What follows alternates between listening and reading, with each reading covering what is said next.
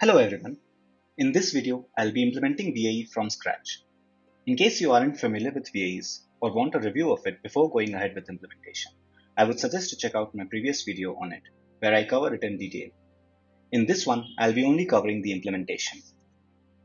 For implementing VAEs, there are a few tricks we need to be aware of. First, instead of predicting the variance of the distribution Q of z given x, we predict the log variance. We mainly do it for stability during training. Since variance would always be a positive value, predicting its log and then using exponential function to obtain its variance value ensures we always get a positive one. We could theoretically achieve the same using ReLU, but then it does not have a well-defined gradient around 0.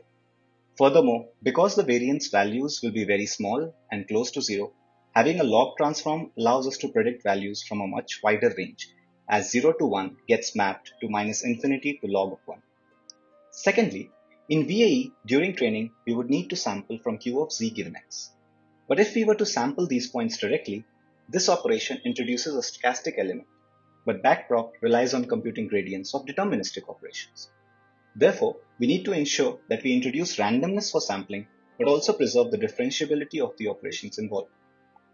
We separate the random and deterministic elements of the sampling operation in the VAE by sampling from a parameter list standard Gaussian and then scaling this random value by predicted sigma and shifting it by predicted mean of Q of z given x.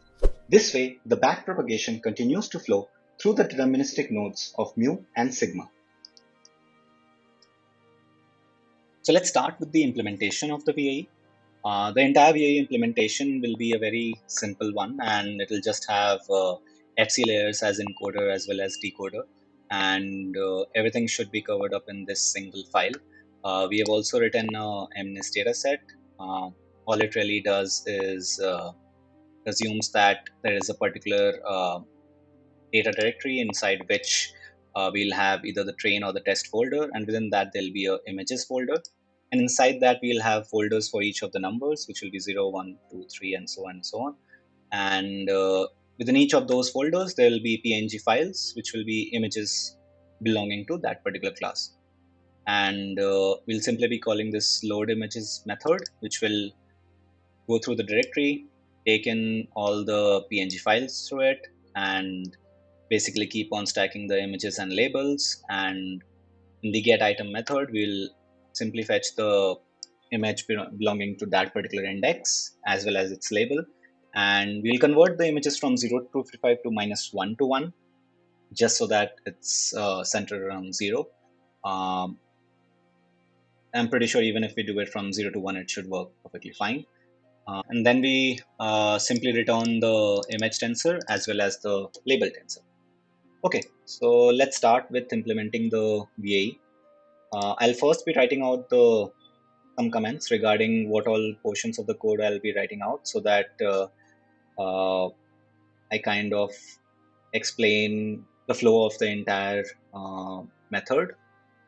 So in this train VAE method, we will first create the data set and the data loader.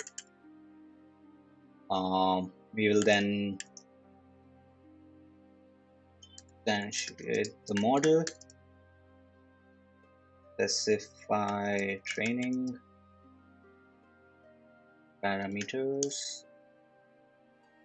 We'll run training for say 10 epochs, and once that is done, we'll run a reconstruction for some sample test images, just to see if everything that we have written works fine enough or not. So let's first just create the VAE model class that we have here. As I mentioned, we'll just be having FC layers. So the way I'll be implementing is I'll take in the image and I'll convert it into a n-dimensional vector. And then from that n-dimensional vector, I'll have two different FC layers. One will kind of give me the mean in the latent space, and the other will give me the variance in the latent space. Just keep in mind that we'll be predicting the log variance rather than the variance. So yeah, so we'll have to take care of that when we are doing the sampling part. Okay, so let's just write a common FC which will take in the image and convert into a dimensional vector. So our input image will obviously be 28 cross 28, and let's just use 196 as dimension, and we'll just use tan h nonlinearity. Okay. Then this 196, let's keep the final dimension for the common FC as 48.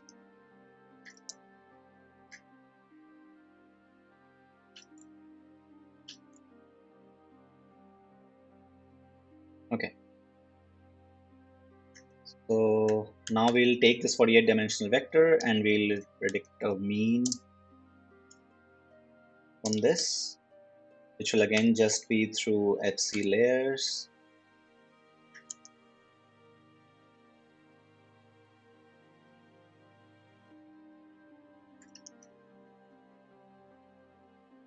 So our final latent dimension is just a two-dimensional space.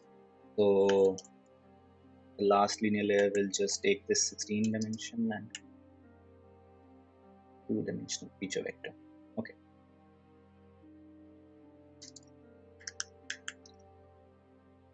Let's do the same for the log variance computation. Copy paste this. Okay, so the encoder part is done. For the decoder, we'll literally just keep stacking FC layers, and for simplicity, let's just use these dimensions as the FC layers output dimension. So we'll start with two-dimensional Z.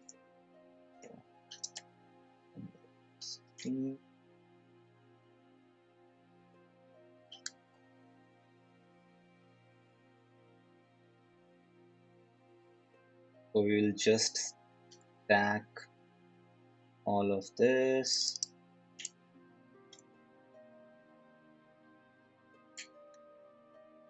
I think appeal.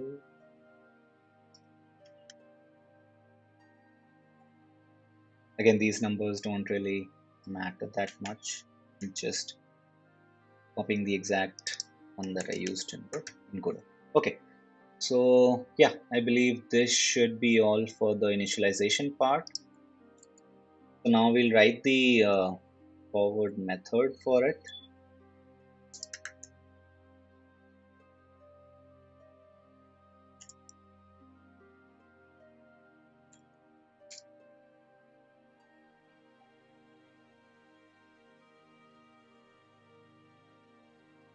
Okay, so X will be a patch cross channel cross H cross W shaped vector.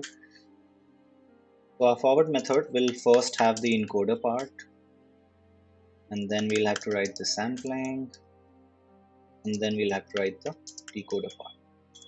Okay, so let's just create separate methods for each of these portions. Let's write a encode method. So this would be the one which would take in the entire, which would take in the image and convert into the mean and the log variance values. So it will just call the common FC that we have written.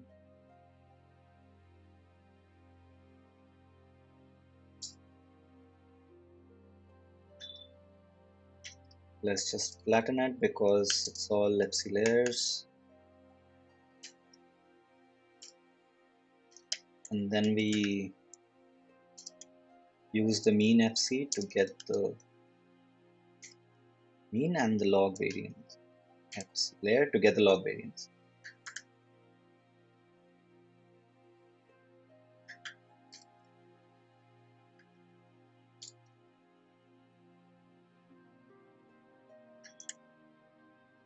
Okay. Once we have encoded into distribution, we need to sample from that distribution. So we'll simply use the reparameterization trick here. So this method, I'm assuming, will receive the mean and the log variance. And again, as I said, because we are using the log variance, so we'll have to use the exponential function to convert the log variance to get the standard deviation from the log variance. Okay.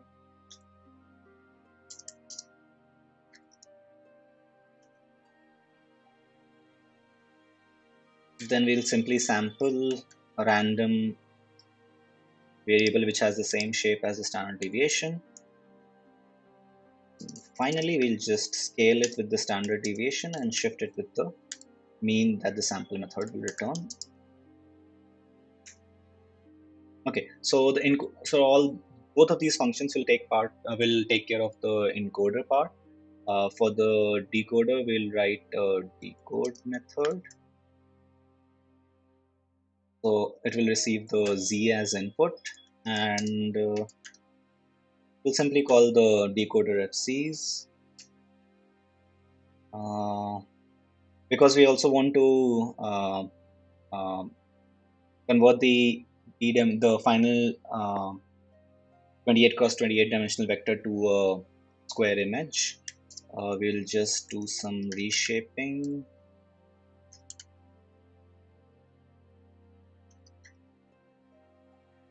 With size 0, has one channel and it has a height and width of 28 cross 28, and finally it closes. Okay, so now we'll just call all these three functions that we have created in the forward method. The encoder part will simply have mean and log variance as the output of the code method will return. Okay, for sampling, we'll simply call the sample method with this mean and log variance, and for the decoder part, we'll simply call the decode function with this sampled z. We'll have the forward method return the mean, the log variance, as well as the output image, because we would need the mean and log variance for computing the KL divergence part of the loss, and we would need the output for computing the reconstruction loss. So let's just go ahead and do that. Okay, so I think, yeah, I believe this completes the entire VAE class portion of the code. With the class done, let's start with the training part of the code. Let's just create the MNIST dataset. We'll first create the training part, training images, and training dataset, and so I have a data folder within which there is a train folder, within which in the images subfolder there are folders for all the classes 0 to 9, and each of those folders has PNG images corresponding to that class. Let's just go ahead and create the test dataset as well.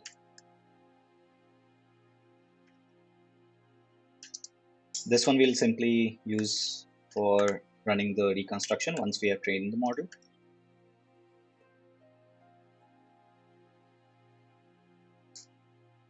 And let's create the data loader for this MNIST training dataset.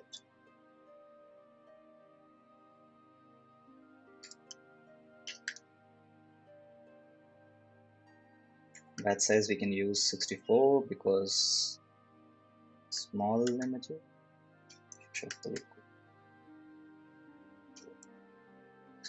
Okay. So, yeah. So now we need to instantiate the model.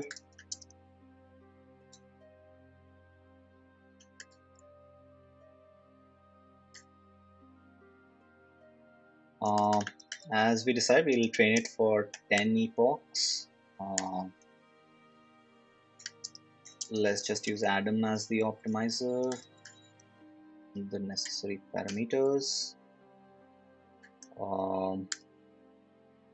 This 1e minus 3 as the learning rate, and as we saw, the reconstruction loss will simply have the mean squared error between the input image and the reconstructed image. So, and we'll take care of the KL divergence loss later.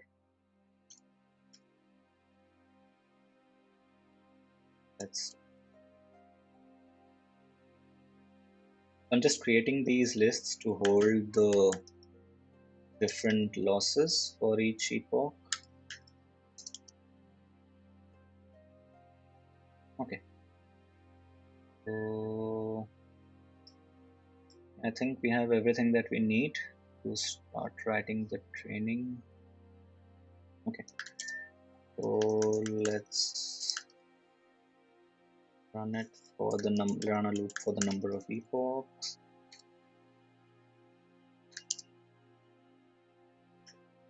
We'll iterate over the loader to get the different image and label batches. We'll not really use the labels, but it's fine. We'll just ignore.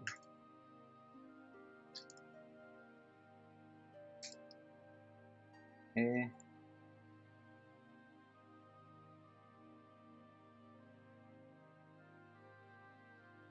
Okay.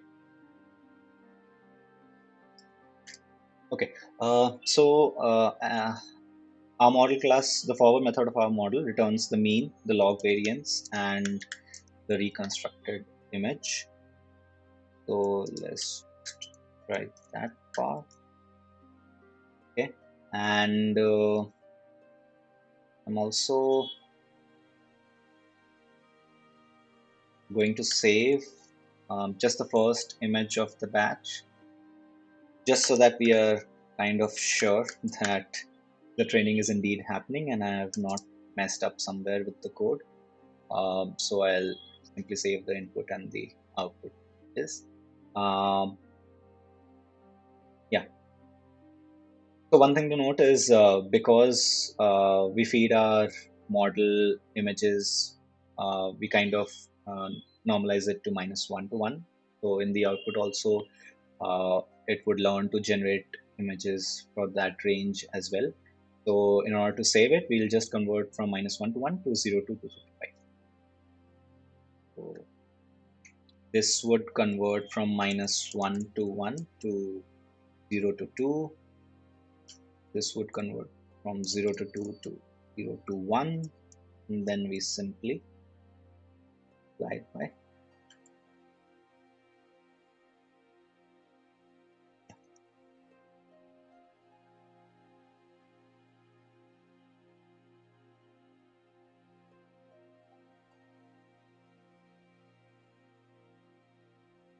batch. Okay. Because we really just want the first image of the batch just to be 100% sure, and it's a one channel image, so let's just get the 28 cross 28 image from it and save that. And something similar we would do for the output, except we would do it for this, the out variable. Okay, so let me check it once again, input output. Yeah, so now let's write the KL divergence loss portion. So for the KL divergence of two Gaussians, we get this particular equation, and once we put in the value of the mean of one of the Gaussians as 0 and the variance as 1, which is the standard Gaussian, we can reformulate this equation as this. So let's just use that to compute the KL divergence loss. We'll have to change a bit because instead of predicting the standard deviation, we are predicting the log of variance. So we'll have to use the exponential method to convert from log variance to variance. We'll have the mean square part, then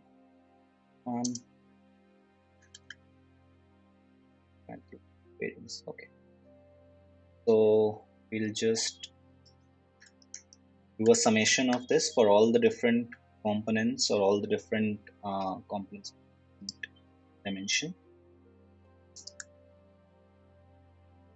So we also have to multiply it by 0.5, which we had factored out while we were computing these parts of the equation. And then torch.mean should take care of everything.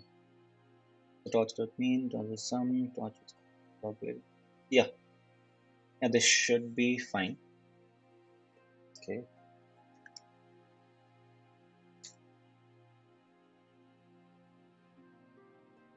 Our reconstruction loss is simply the MSC between the output reconstructed image as well as the input image, and so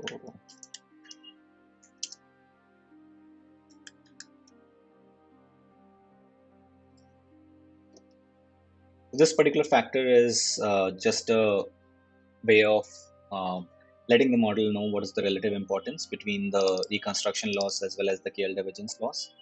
It's not that I magically landed upon this number. I tried the entire training a bunch of times, and this ended up to be giving me the satisfactory. So yeah, let's just up and average.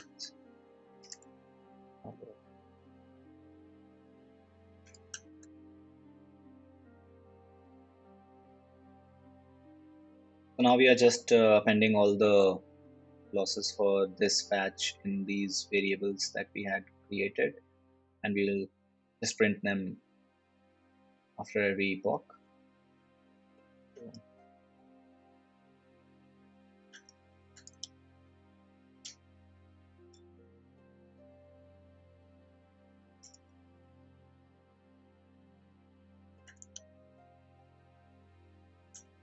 Okay, now let's backdrop. Okay. Step on the optimum. Okay. Yeah. So now we'll just print a summary for the epoch. Finished. Okay.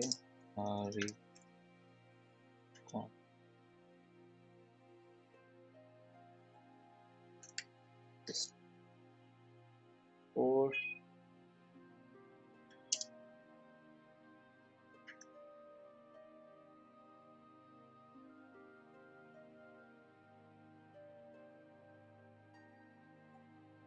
Okay. So finished epoch. Recon lost this. Tail lost this. Yeah. So now we'll simply print the mean of these lists that we had created before.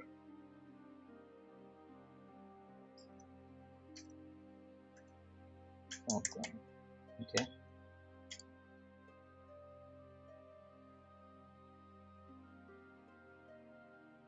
This.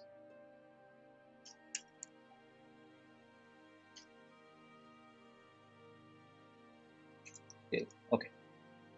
So now that that is done, okay, and run training. Okay, so now I think this should be able to run smoothly. But let's just go ahead and write the reconstruction part as well. So for reconstruction, we are not really going to use the data loader. We'll just fetch some random images from the dataset as well, and simply have them pass through the model and generate the reconstruction image. My plan is to create a 10 cross 10 grid where each of the rows will have 10 images. So basically, I'll try to create a reconstruction of 100 images, and I'll place the input image and the reconstructed image side by side, so that we can compare how our model is performing. And obviously, this particular model is a very simple model with just FC layers, so it's not and as well as the latent dimension is just 2. It's not, we should not really have any amazing expectations from it, but for the purpose of understanding VAEs, this should be fine. So let's just sample 100 indexes from the test data set that we just created. Okay.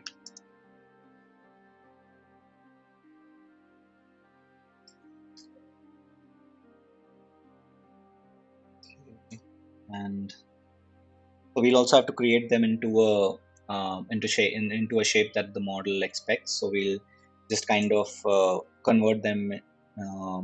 We'll reshape them to seem it like it's a batch of 100 images. So we'll just have to convert them to tensor and stack them on the 0th dimension. So let's do that. Okay, we want to.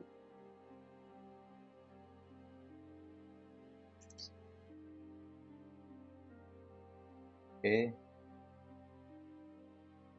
Because we don't really care about the label, and the dataset would return the first value as the image and the second as the label. So we'll just pick the first value, and then we'll simply add a dimension. Okay, so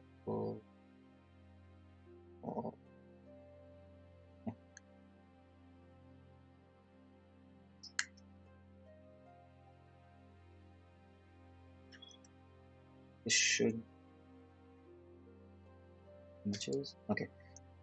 So we don't really care about the mean and the log variance. We only care about the generated image when we are reconstructing.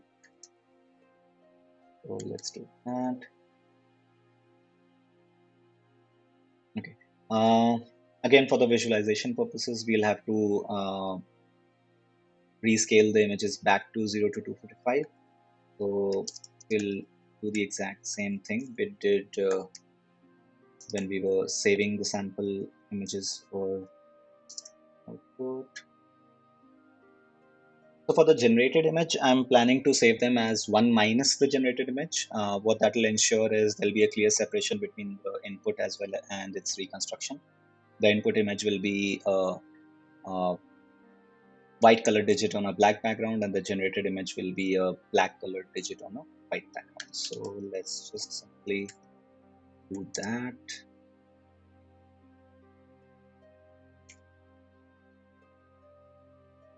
So this part still does the converting from -1 to 1 to 0 to 1. We'll then stack both the image as well as input images as well as the generated 100 images.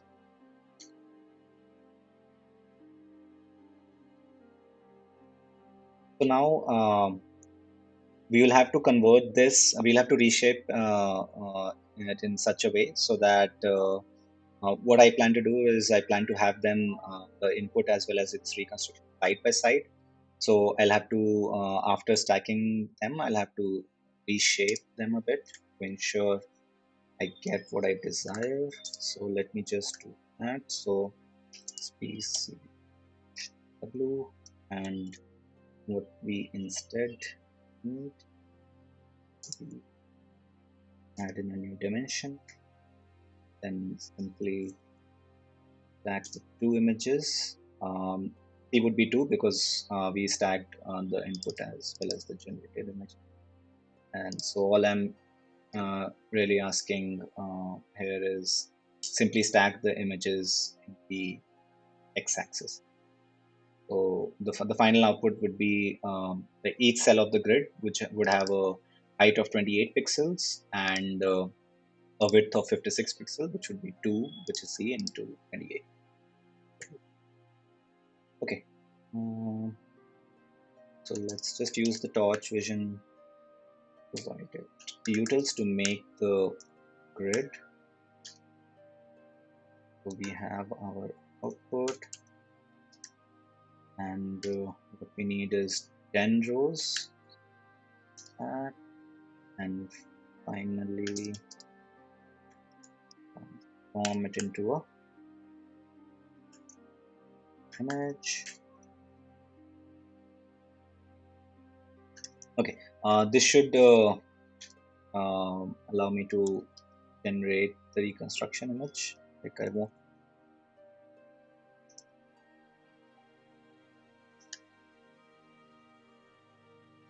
And yeah, okay. So with this, we are done with the training part as well as the reconstruction part.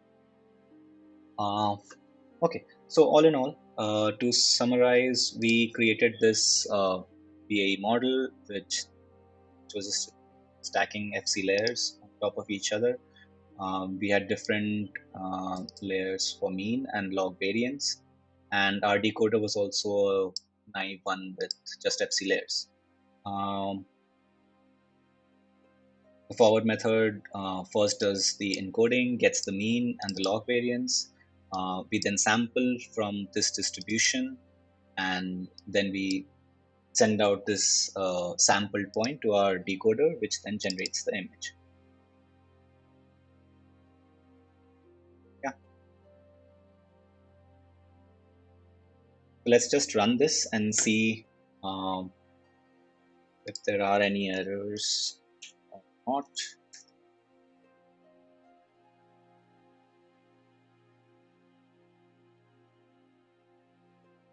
Okay, so after finishing the training as well as reconstruction, we can see that the input output is pretty decent, which means that there was no error in the code or any logical flaw per se, and even the reconstruction seems pretty much okay. So there are obvious confusions in some cases, like with 8 and 3 here, with 4 and 9, I guess. But overall, I would say, given that it's just FC layers and a latent dimension 2, pretty okay. The run simple VAE file that we just created allows us to essentially look at how the VAE loss is constructed, how do we implement the encoder, decoder, how do we implement the sampling part and the parameter. However, if you really want to play around with a bunch of stuff and make changes in the configuration, like change the latent space, change the weight of the KL loss, as well as visualize a bunch of things, I would suggest you go ahead and check out the repo, which I will link in the description. So in this repo, you would have these configurations.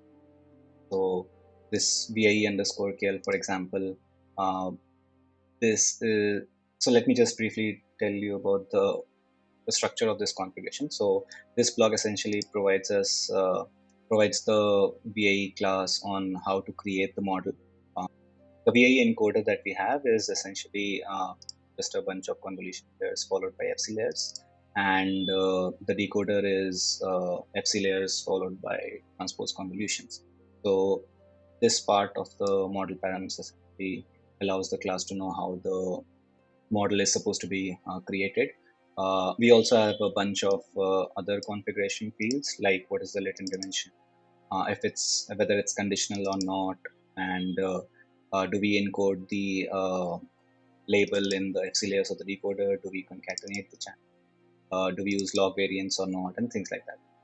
The train parameters block essentially just specify, like the name suggests, the training parameters, where once the script is run, or the training rather is run, a folder with the name task underscore name would be created, and within that, all the different outputs that we will generate will be created. So like you can see, the default configuration here is the batch size of 64, 10 clocks, PL weight, and this is the learning rate and the checkpoint name by which the train model will be stored. We similarly have a VAE underscore no KL, where the only change is the KL weight is 0. So that allows you to really see what how does the VAE train if you do not include scale loss at all. We then have one where we change the latent dimension to 4, and I think this is the, so this is, yeah, this is the conditional VAE, where we kind of say that, okay, go ahead and channel, add the label as condition in the decoder, and yeah, and then for this, obviously this particular folder will be created, and within that the train model as well as other output would be saved. So the VAE class that we have, that would essentially instantiate the model, and as I mentioned, it would use the entire configuration fields to create the class per se, and it would basically figure out what are the different activation blocks, what are the different number of convolution layers, what are the different number of transpose convolution layers that are present in encoder and decoder respectively. And depending on if it's a conditional model or not, it would make certain changes that in the forward method, like here, for example, it's a conditional model, so we would concatenate the channel. This is basically where we are adding a one hot encoded label vector for each pixel of the image input. And yeah, as I mentioned, that if you use log variance, we will uh, if the config specifies that you need to compute log variance, it would compute that. Otherwise, it would compute the standard deviation. In the inference part, actually, we essentially just, I think, yeah, we load the model with the checkpoint and we run these four methods. So visualize latent space is same as we saw in the training.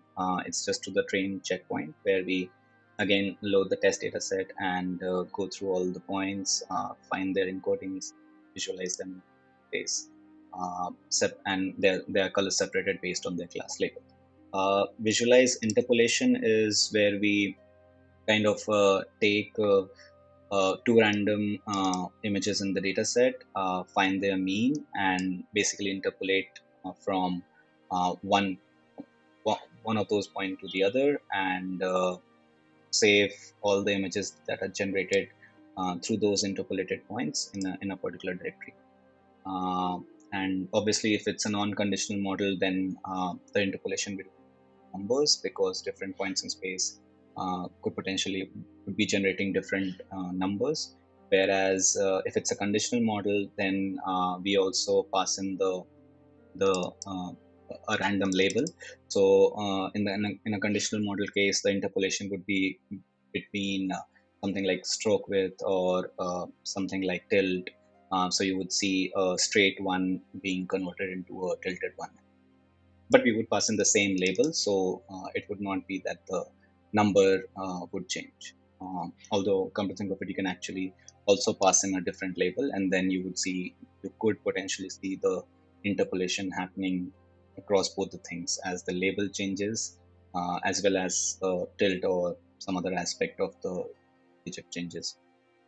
There's also this visualize manifold method, which basically creates a grid of points, and the grid is created based on the latent space plot that is generated, and that decides what endpoints we would use. And then we simply pass on these points to our variational uh, decoder, and we see what image gets generated from each of the points in that space. So it basically allows you to see to visualize the entire manifold and the different points that are generated, the different images rather that are generated through each of those points. So once we run the training and the inference script, we'll end up creating these folders, which will be nothing but folders with the same name as the task name config file, which was used to run those scripts. So let's just look at them to kind of get an understanding of what is the expectation of the output that will be present in each of those. So let's open this VAEQL latent 4. So PCA matrix is nothing but the projection matrix for converting the, this is a latent dimension 4 model. So converting the 4 dimension onto the 2 dimension for plotting purposes, that's what this is. And this obviously is the model checkpoint. In the output, we have these images, which are nothing but the plots for the visualizing the latent space at that particular epoch, and as well as this one is for the inference. The manifold.png is just a is an image which kind of shows how the how digits are being reconstructed from different portions of the latent space. And reconstruction.png is 100 test points from the test data set, and their reconstruction being displayed side by side. The interpolation folder contains how two random digits interpolate between each other. So this one is a non-conditional model. So the 2 points here were 1, and the other point was reconstructed onto 7. So once we keep on scrolling from 7 upwards, we kind of see how 7 gets transitioned into. So it's becoming less wider, and ultimately it kind of just becomes like at this point it's no longer 7 and is 1. So this would allow you to kind of visualize the interpolation between two numbers. And similarly in this part, so this is a conditional model output. So here what we would see, so the manifold would be for each of the numbers. The construction would still be the same, and the interpolation would now be for, so I use 2 as the, so 2 was the random label that was generated, so both the numbers should be 2. Yeah, and they're just different styles of writing 2, and we kind of as we move from 0.png to 499.png, so basically it's 500 interpolation steps. We see how this style gets converted into this particular way of writing. Alright, so that's it for this video. We went ahead and implemented VAE from scratch, and I also showed different parts of the repo, which I'll provide link for in the description for you guys to play around and see different visualizations and how different portions of the code affect the training of the VAE. As always, thank you so much for watching this video. I know this was a long one, but in case you liked it and learned anything from it, do like the video and subscribe the channel. Thank you.